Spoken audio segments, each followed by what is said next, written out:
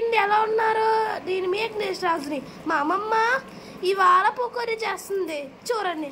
అమ్మ చెప్పమ్మ దీంట్లో ఏవే కలపాలో. ఒక గ్లాసు శనగపిండి వేసామండి. దాంట్లో కొంతమంది శనగపిండితోటే చేసుకుంటారు, కానీ మేము అలా చేయమండి.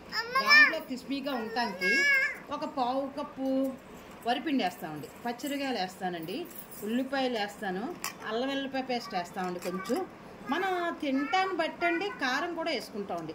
మనం ఎంత కారం కావాలంటే అంతండి. కారంని పచ్చిమిరకాయలు కూడా మన దాన్ని బట్టి ఉంటుందండి. ఇవన్నీ కలిపి సాల్ట్ వేసండి. అప్పుడు ఇవన్నీ కలిపి ఇది గట్టి పకోడీ కావాలనుకుంటే గట్టిగా చెయ్యాలండి, పిండి గట్టిగా ఉండాలండి. అదే నేను మా పిల్లలకి మెత్తన పకోడీ ఇష్టం అండి.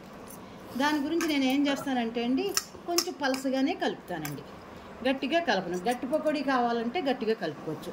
చాలా స్మూత్గా వస్తాయండి. మా పిల్లలకి నేను పకోడీ వేస్తే మా బాబు కన్నా బయట పకోడీ కూడా ఎందుకు తినరండి, అంత టేస్టీగా ఉంటాయండి.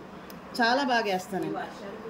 ఈ వర్షానికి మా మనోడు యజ్ఞేష్ రాజు పకోడీ అయ్యి అమ్మమ్మ అంటే ఇంకా ఉంటాయి చూడండి.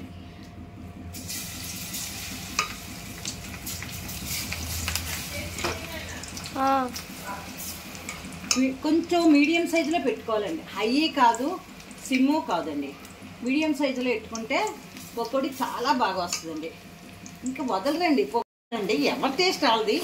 మా టేస్ట్ మాత్రం మా పిల్లలు బయట పకోడీ ఇష్టపడరండి, నా పకోడీ ఇష్టపడతారండి.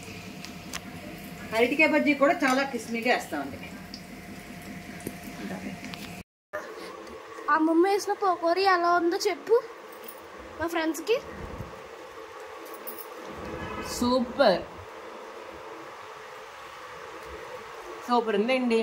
నేను ఎప్పుడు బయట పకోడీ అసలు తిన్నాను, మా మమ్మీ వేసినవే తింటాను.